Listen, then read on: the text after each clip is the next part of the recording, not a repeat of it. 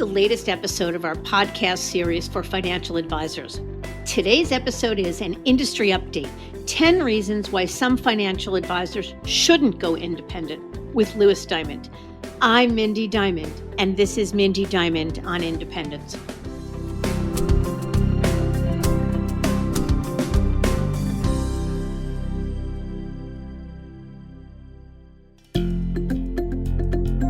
This podcast is available on our website, diamond-consultants.com, as well as Apple Podcasts and other major podcast platforms.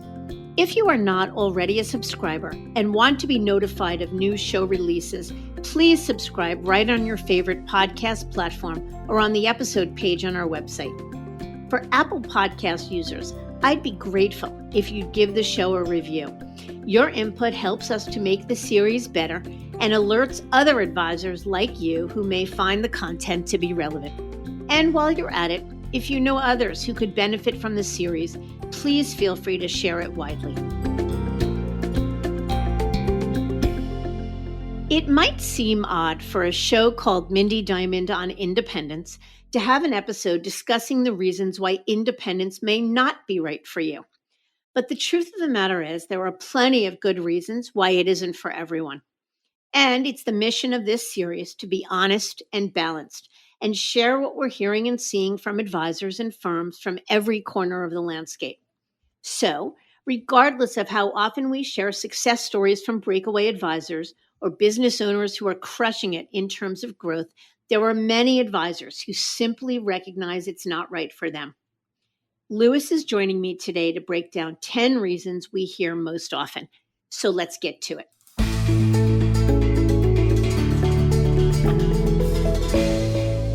Louis, thank you so much once again for joining me. Of course. Always fun to be back. Great. Okay. So I think it's fair to say that for all the freedom and control that independence offers, there's a certain reality that it's not for everyone. Would you agree?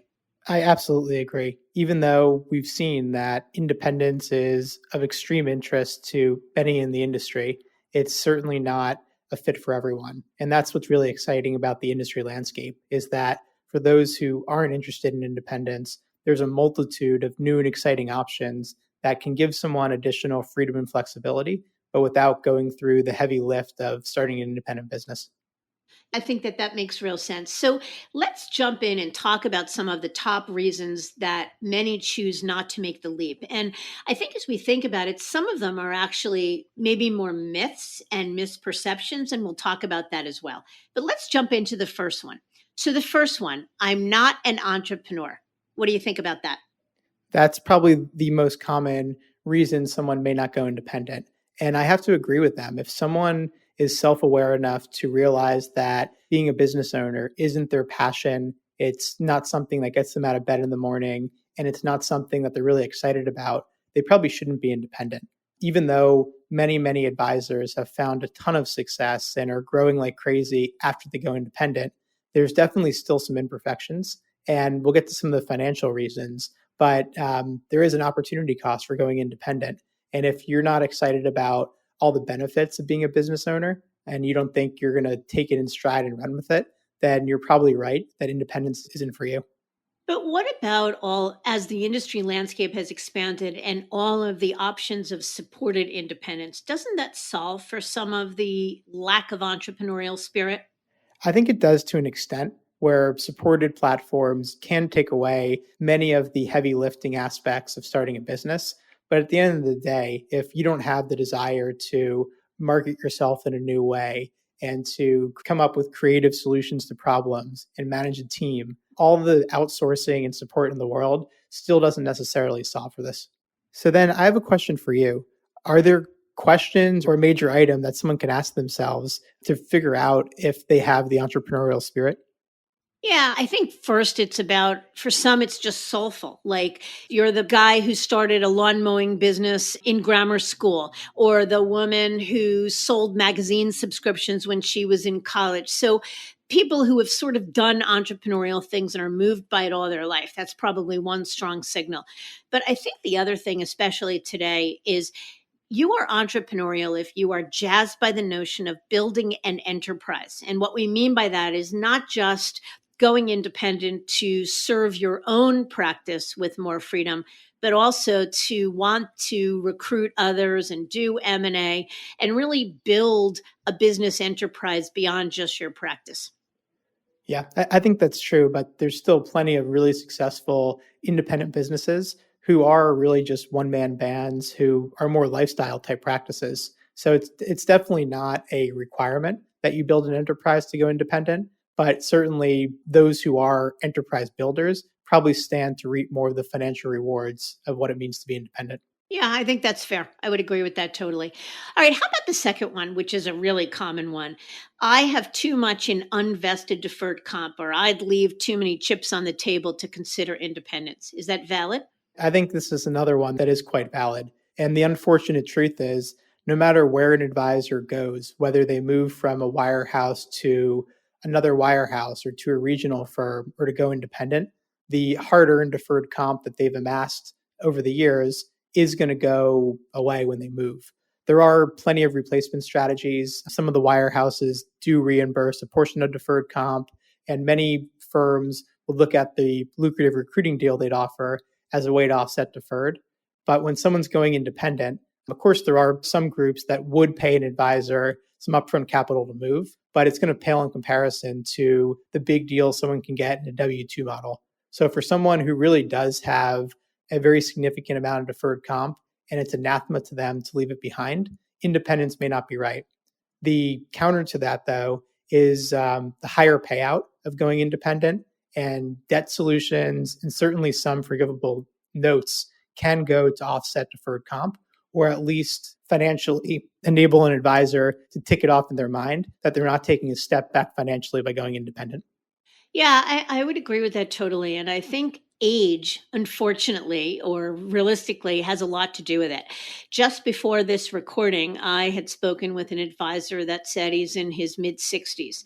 And the truth is, he's got a long runway and has no intention of retiring. He loves what he does. But he said to me, if I were 45 instead of 65, I'd be much more interested. And there is some validity in that, not because of the age, but the fact that at 45, he might have been willing to take more risk, might have been willing to say, okay, I'll leave the $1 million in unvested deferred comp behind because I trust that I will more than make up for it as I move forward. But I think it's rare as folks get older and feel that they've really earned hard earned unvested deferred comp. It's anathema, to use your word, to walk away from it. Absolutely. Okay. Number three, my book is not portable. Yeah, this is not unique to independence. If you're an advisor and you don't believe either a subset of your clients aren't portable or there's certain business that you do that won't move and it's a meaningful amount, then you really have to consider whether moving is even possible. When there's a will, there's a way. And for many, like we've seen interviews on this show, there's plenty that are willing to shrink to grow and are okay with either certain book holdings or a subset of clients, whether they're institutional clients or maybe clients that have been referred in through an investment bank or a commercial bank that aren't going to move. But I would say the bar to move is going to be that much higher. And on top of everything else that goes with going independent, if you're not confident in the base of revenue that you're going to move over and your client base, then whether it's independence or a move to another wirehouse, moving just may not be that feasible. Yeah, I think that's absolutely right. And I think the point is well taken that the threshold about portability or confidence in your pipeline, in your growth, in your portability is not just an important question to reconcile if you're going independent, but moving in general, for sure. Yeah. And I think the other piece of it is the perception that certain business can't be facilitated as an independent. And there is some truth to that. For example, you're not going to be able to replicate syndicate business as an independent. And if that's really important to an advisor and to them, portability means being able to replicate 100% of what they do for clients currently, then that's another piece where maybe independence won't be the right fit. Mm, yeah, that's a good point. All right, number four, I don't want to wait for a big payday. Yep, absolutely. The decision to go independent is not a small one. Number one, like we've talked about, you do have to have some entrepreneurial drive, and there are going to be some give ups as far as going independent. For instance, it is going to be more work day one with running a business. And even though you can outsource a lot of things to supported platforms, you still have to get ready to roll up your sleeves. But one of the bigger give ups is the opportunity cost of not getting a 300% plus in many cases recruitment package by going to another major firm and really monetizing the business in the short term versus waiting or deferring a lucrative payout when you sell the business as an independent. But what I would say is for people that are enterprise builders or those that are in extreme growth mode, the multiples that are being paid right now and how much in cash as a percentage of the deal proceeds are available is absolutely insane right now. And we've seen many of our clients defer taking the W 2 income from a recruitment deal and instead push forward and build a massive independent business that can sell for many multiples above what a recruitment deal could be today. So it still takes a pretty high risk tolerance to defer a payout and to really bet on yourself. But for those that are willing to be, say, medium or long term greedy, the benefits can be immense. So let's unpack that a little. I mean, we've talked about it before, but for purposes of right now, let's unpack that. So, number one, how can someone trust that if in fact they're building an independent business today, that in fact the right buyers willing to pay top dollar for the business will still be around 5 or 10 years from now when they're ready to sell it? Yeah, it's a really good question. And there's no guarantee. I've heard before, what if Amazon Prime comes into wealth management and starts giving away a robo advisor free? Doesn't that erode my business value? There's a ton of unknowns and there's a bunch of known unknowns that are there, which is why it does take some risk. But I think all we can do is look at the past to inform what's going to happen in the future. And there has been for almost forever an insatiable appetite on behalf of buyers, now of private equity, of strategic buyers, of banks to buy annuitized businesses. And I don't think that's going to change. But what could change very soon, actually, is the tax laws and being able, right now at least, to sell a business for long term capital gains versus ordinary income tax is a major reason or a major driver of the after-tax proceeds of a M&A transaction being greater than a W-2 recruitment deal. Something like that very likely could change in the future, I think could weigh on those who are somewhat on the fence on whether they should defer the big payday in selling their business or they should hit the button right now to get a nice deal. So, how much time, and there probably isn't an easy or straightforward answer to this, but how much time does it take for the crossover? Meaning, if I give up the short term upside of a recruitment package today, how long does it typically take where the benefits of going independent, sort of the long term greedy part, kick in? Yeah, the biggest driver of that answer is going to be how fast the business is growing and how the transition was to independence. If growth is really strong and it's been a really good transition, we've seen the payback period be as little as 3 or 4 years. On the flip side, if it's a okay transition and growth is somewhat stagnant, it maybe just ebbs and flows with the market, it could be 7 or 8 years. So no one really knows, but there is absolutely a crossover point during the life of a standard 9 or 10 year recruitment deal where it would have made sense for that advisor to go independent. Interesting. I think that's a good way to look at it. All right, let's look at number five. I'm not sure my team is right for this being going independent. Yeah. Another, I mean, all of these are very valid and very popular reasons someone may not go independent. This one, I think, could definitely be true. With any business, you need to have the right people on the bus. And if you don't, you either have to stop and reassess and kind of recalibrate to get the right people on the team, or you kind of just stay put because it's easier to run a suboptimal team as an employee of a firm rather than as a business owner. This is where outsourcing, which this whole cottage industry to support the independent advisor, has really helped alleviate this concern. You always want to have the right people on your team. And if you don't, going independent may just exacerbate the issue. But for instance, if you feel like you don't have good compliance people in your group, like most people do, you can outsource it. If you feel like you don't have good admin support, there's virtual administrative assistants. You feel like you don't have a good operations team, that's where some of these supported platforms can come in. So probably the biggest thing is being aware of what the gaps are in your team. And if you really don't have the right support, then maybe moving doesn't make sense at all. But I think this is one where you can probably find either a package solution through a supported independent platform or through more of an unbundled outsourcing relationship can plug the holes in your team structure. And how does succession planning fit into that question? The notion that I'm whatever age, doesn't matter, but I am not 100% certain that I've got the right next gen talent as part of my team.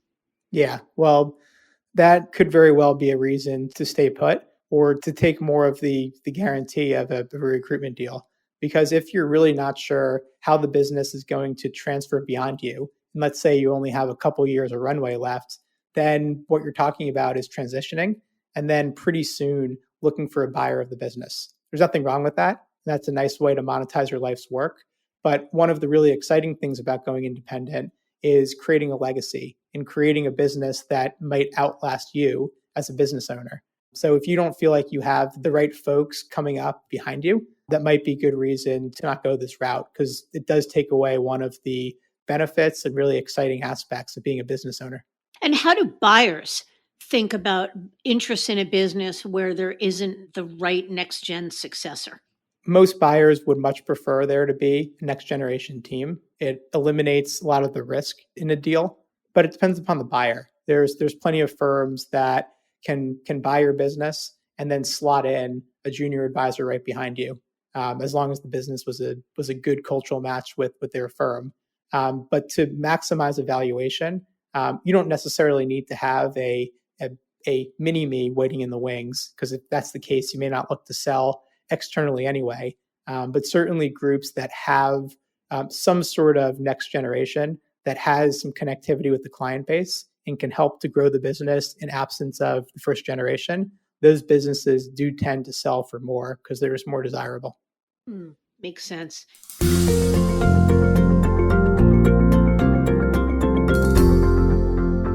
Okay, number 6, and actually this is one of my favorite because literally this one was what somebody said to me just yesterday afternoon. There's just too many moving parts. How can I be willing to accept some of the imperfections of independence? There's multiple statements. The tech may not be completely integrated. Just, it's not everything under one roof. How do I get past that? The answer is you may not get past it. There's no perfection anywhere in this industry, or really in life, obviously. But these are some major areas that advisors get tripped up on sometimes. Every advisor knows their clients better than we do. And some clients are sensitive to having multiple statements or not being able to do banking and everything under one roof. Same with the advisor. They just may not be comfortable with it. What we've seen, though, is while none of these things you mentioned are perfect or ideal, there's many other really valid points of independence that someone will likely get comfortable with. And those positives, along with what someone's goals are and what they're trying to accomplish, will far outweigh some of the negatives or the downsides.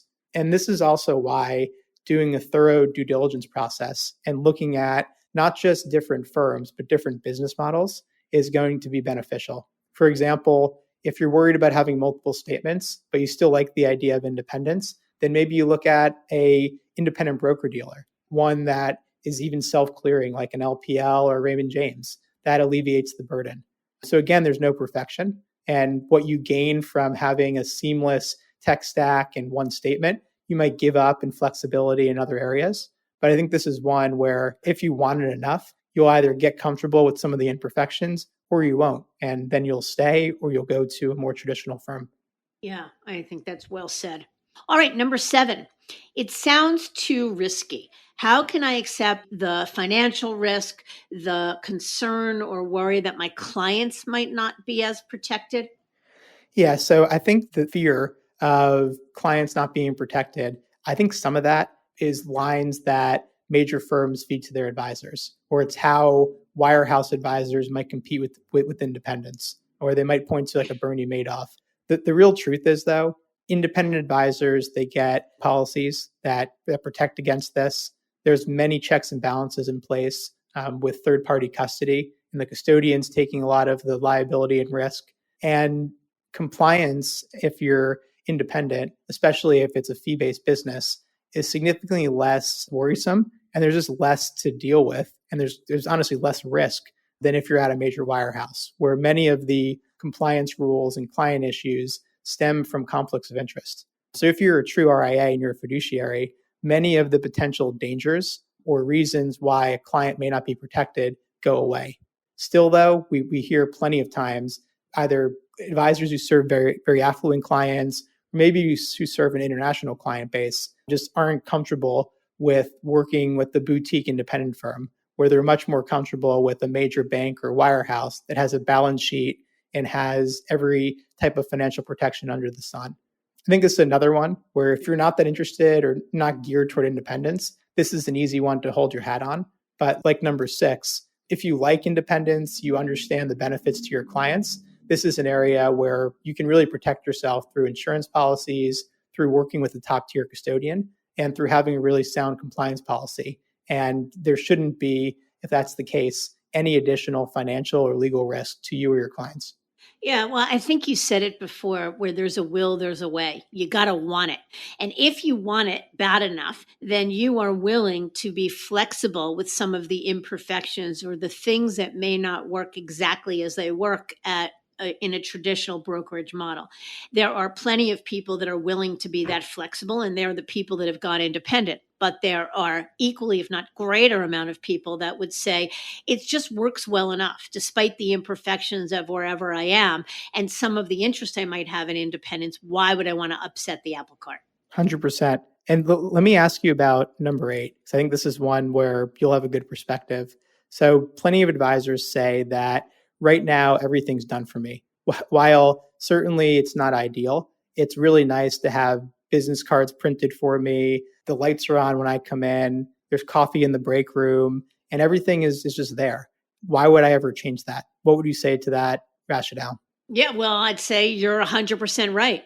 And if you're someone that doesn't like change and likes the way things are done now and can tolerate the imperfections in the status quo, whatever they may be, then absolutely there is headache and hassle that goes into making any kind of a move. And certainly the biggest move of all, which is the leap to independence.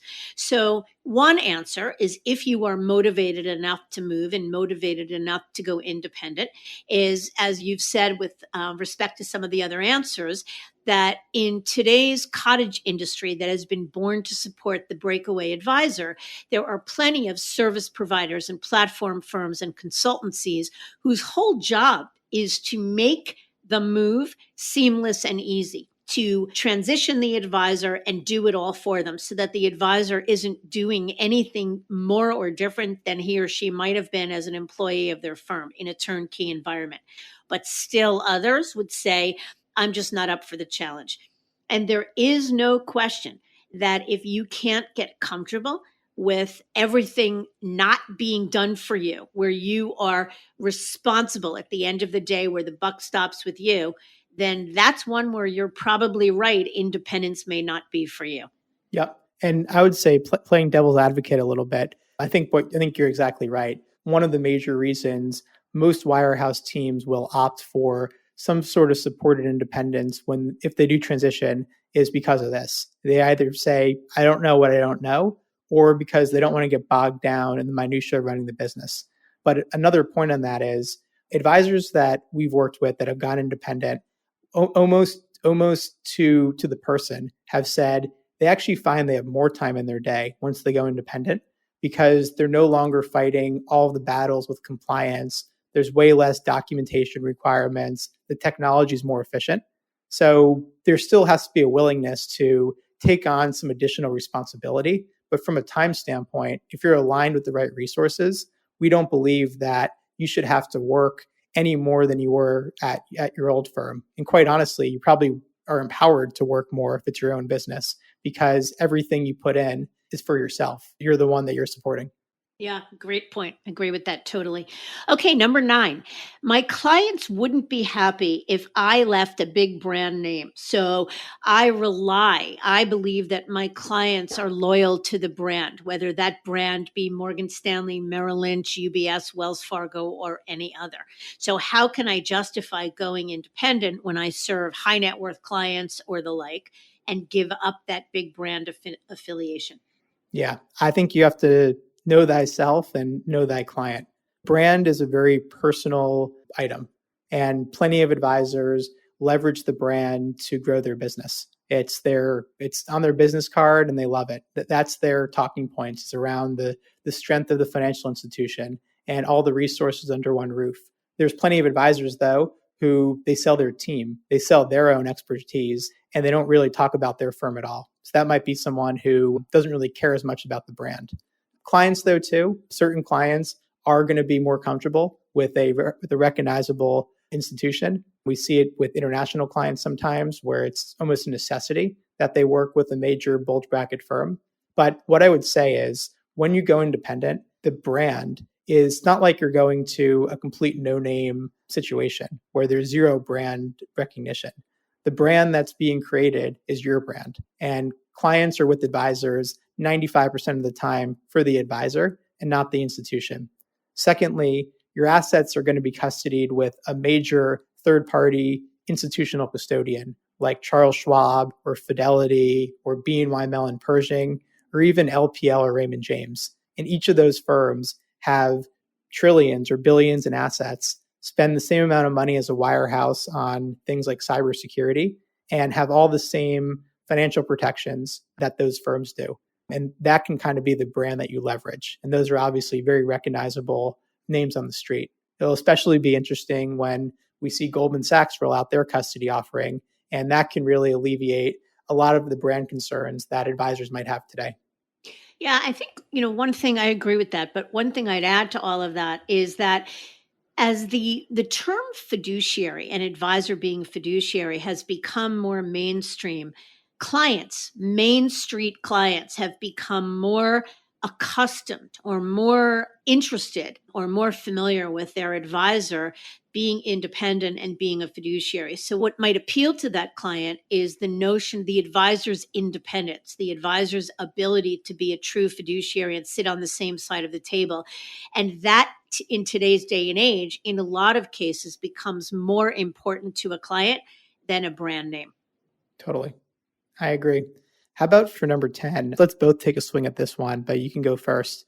Number 10 is I'm just too old to go independent. Yeah, well, as I said, I had a conversation with that very conversation with someone today. And the truth is, if someone believes that they don't have enough of a runway left, or that they don't have the energy or the desire to go out and build an independent enterprise today, you can't or shouldn't talk somebody into doing it. Either got to want it because it's soulful or you don't.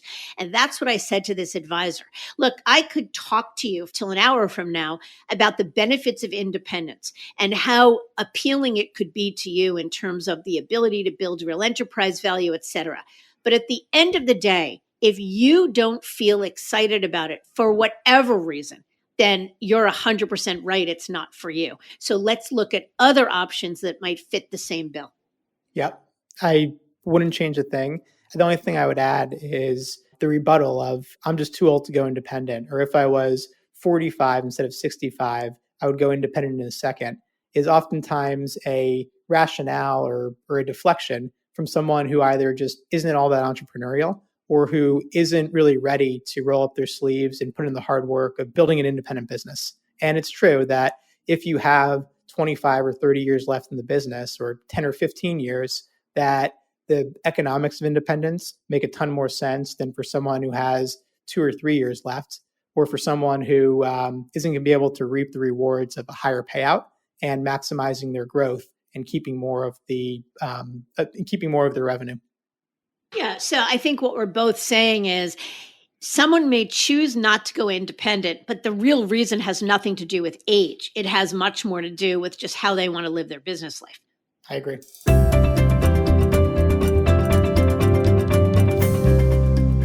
You know what's interesting to me is now we've run through all 10 is that in any one of these 1 through 10 and any other reason someone might have for not wanting to go independent, there's as many people that could get past every one of them. Like none of them in and of themselves, none of the reasons in and of themselves are really deal breakers or non-starters. There just may be a non-starter for someone who just isn't inclined to be an independent business owner. Yep, that's exactly right. So, Louis, thank you. Actually, it's funny. You and I had talked about doing an episode like this and said, is it the right thing to do? And after having done it, I think it was very much the right thing to do. I'm really glad we shed light on this. I agree. This was a fun one.